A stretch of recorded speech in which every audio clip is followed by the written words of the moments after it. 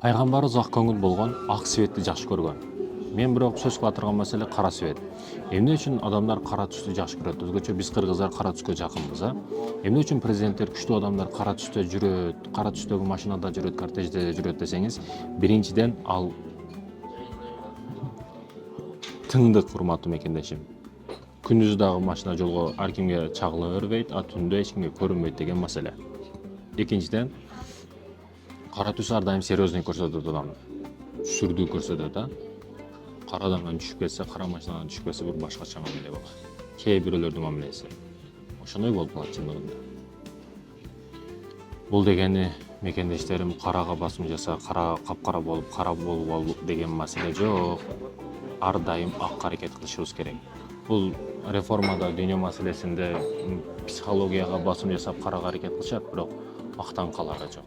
Актан өтөрү жок. Ак аракет кылайлы, а?